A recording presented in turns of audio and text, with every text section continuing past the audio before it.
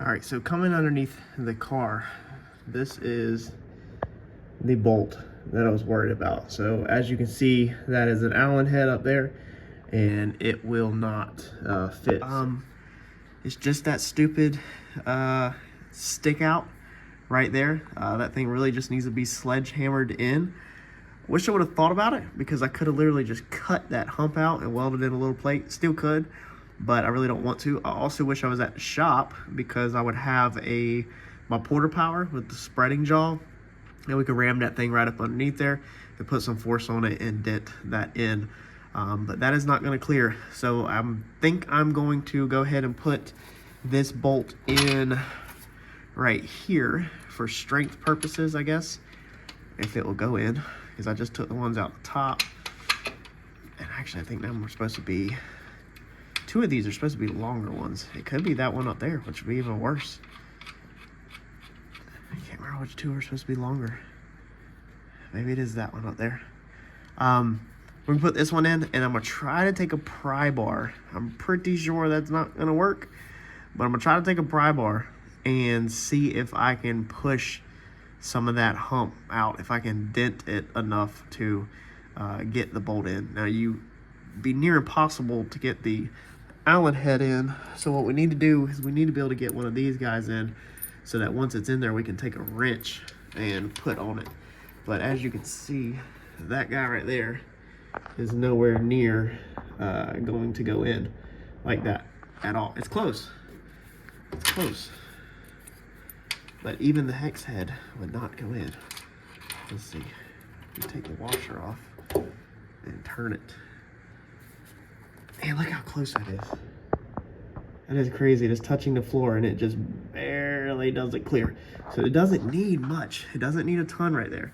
And what we could do is, I didn't want to drop the transmission all the way down, but if we drop the transmission all the way down, we could sledgehammer that area. So no matter what, we're going to make sure we take a Sharpie and draw that area, so we know where it's at. That way, if we have to drill a pilot hole from out here and then go inside, we can take a 2-inch hole saw, and we can drill a 2-inch hole saw right there, and then we can put a rubber plug in that and be able to access that also from the inside of the car with an extension. I didn't want to take no more of this out than I had to. This is the pedal area, and I didn't want to start modifying that.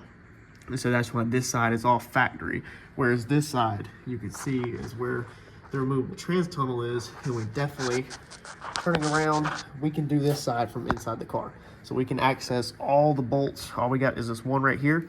We can access all the other bolts all the way up, around, and to the top from the inside of the car. These two right here from under the car, but that's the only one that we can't get, so that's the problem we have to fix.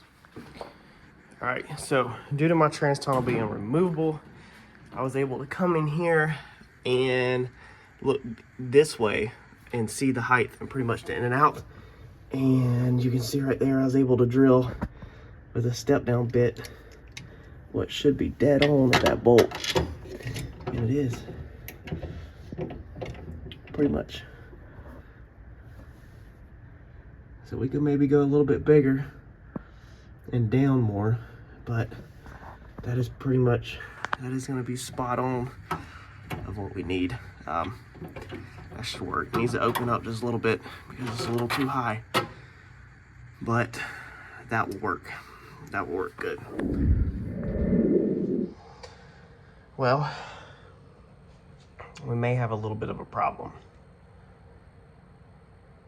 Unfortunately, this is what you don't want to happen, but sometimes things get overlooked and missed, and sometimes you run into hiccups down the road that are gonna suck. But we will get through them, just like everything else. So, there is our bell housing and our mid plate. There is how far we are off of our mid plate.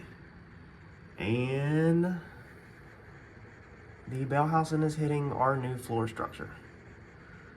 So we can't get the transmission back. We can't get the transmission to come back far enough to even clear the flex plate, because it's hitting that corner right there of our new structure. Now we went up 2 inches, or if you're new to the channel, we went up 2 inches with the engine and we redid everything, and I was pretty sure I had the clearance. I basically just copied, as you can see right here. I kind of just went straight forward off of that line, honestly, and killed up thinking I would have the clearance. I never confirmed anything. Mock-up or confirming this kind of stuff is a little hard for me laying on the floor. I don't know if I have it on that side. I think I might. That side's gonna be very close, so I'm gonna have to take a pause and think about this here and what we're gonna do, because we might be cutting some of the floor back out of the car and fixing our clearance mistakes. So this is what it looks like from in the car. I know we've gained a lot of subs since we did all this. We basically come through here and we built everything. We built all of the centerpiece. Now it's very dusty in here. We redid the trans tunnel. We've done custom floor mats.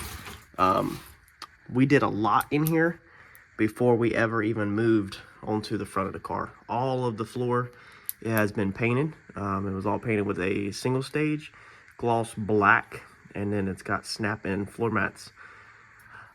Looking in here, you know, it definitely looks like we have the clearance. Okay, so you can see the top of the transmission. I mean, that looks like we have the clearance all down the side. Looks amazing, but I simply missed. I missed the starter hump. That's all I missed. Over there, I don't know if you can see it, but we have spacing off the firewall over there. So I think that side is good. I think it is very close. Now that we have lifted everything up, it is actually crazy close. It is like unreal close.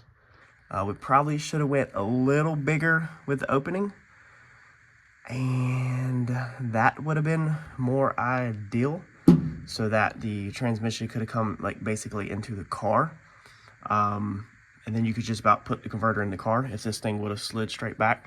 But this car is very small, so up here I needed to keep the distance of this trans tunnel the same for 2 seats to fit in here, so I couldn't really do too much with that. But I still definitely would have been able to come back with the transmission probably 1 foot to 1.5 feet if this opening was big enough up there. I simply just messed up. I just dropped the ball. I messed up on that one. I don't know what I'm gonna do right now. I'm gonna sleep on it.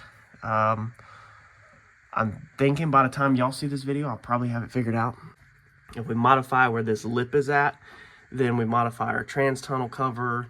You know, we start modifying a lot of stuff. I mean, this is where we started with this build, was basically right here in the center.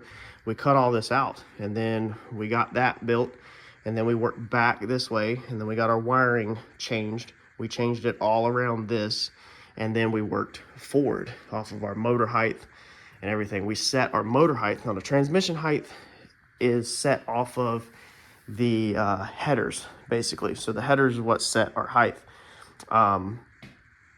Once we had our headers and we figured out how high our motor needed to be, that's when we knew how high our transmission needed to be, and then we cut the car around it, basically. That way we'd have room to take headers on and off. If you're a long-time subscriber of the channel, you remember the nightmares that we had with the other headers, and we were trying to avoid having any nightmares this time.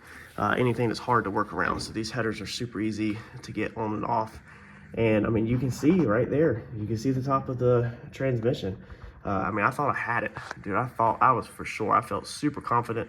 When I cut that piece out, the transmission was actually in the car.